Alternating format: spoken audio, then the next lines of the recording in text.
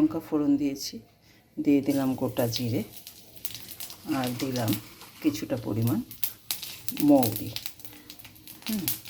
আমি এই দেখুন প্রেশারে মটর আর এই যে কালো কালো দেখা যাচ্ছে অল্প কিছু সোয়াবিনের দানা দিয়েছি আর মটর, এটা দিয়ে আমি ঘুগনি করব।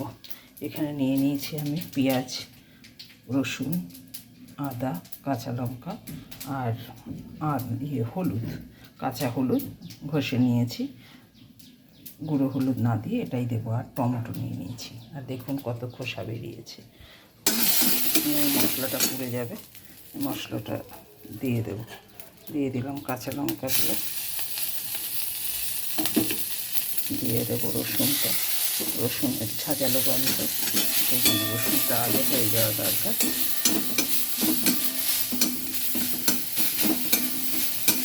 আমার কড়াইটা অনেক দিনের পুরোনো, আপনারা কিছু মনে করবেন না, এ আর ওঠে না, কী করা যাবে। দিলাম পেঁয়াজটা,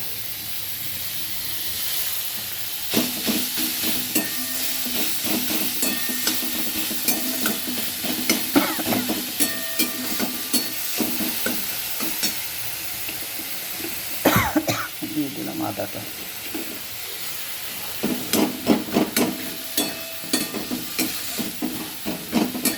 দিলাম হলুদ, আদা দিইনি হলুদ দিলাম, স্যার এই হলুদে কালার হয়ে যাবে।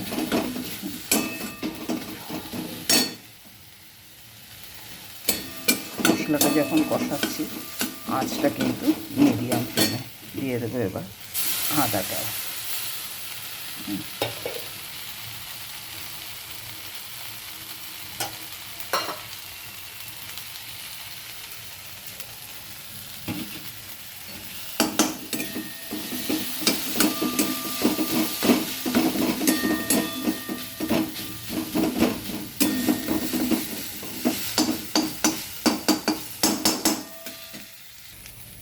দেখুন দিলাম একটু হিং, হিংটা পুড়ে গেলে গন্ধটা চলে যায়, সেই জন্য একটু পরে দিলাম।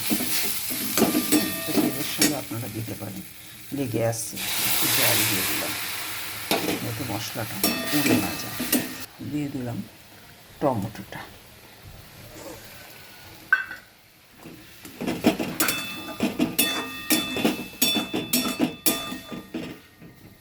সমস্ত মশলা আমি কষিয়ে নেব। আমি মটরের সেদ্ধর সময় দিয়েছি, তাই অল্প লবণ দেব। মটরের ডাল বলে কথা, তা একটু মিষ্টি না দিলে খাওয়া যায় না। দিয়ে দিলাম দুটো গুড়ের বাতাসে। মশলাটাকে ভালো করে কষাতে থাকবে। দেখুন মশলাটা কষে আমার এইরকম একটা কন্ডিশন এসছে।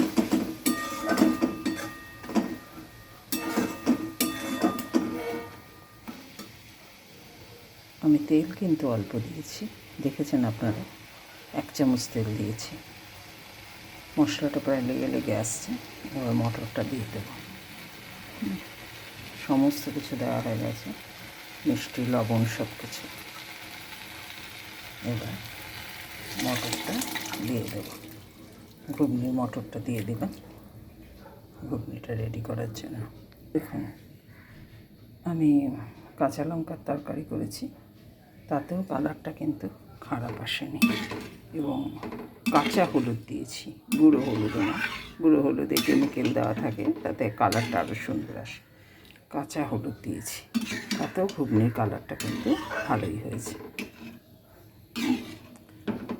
আর একটু ফুটবে, তারপরে আমি নামিয়ে ফেলবো ঘুগনিটা। দিলাম সামান্য গরম মশলা। হয়ে গেল আমার ঘুগনি। আপনারা এভাবে করে খেয়ে দেখবেন এবং আমাকে জানাতে ভুলবেন না। ভালো থাকবেন।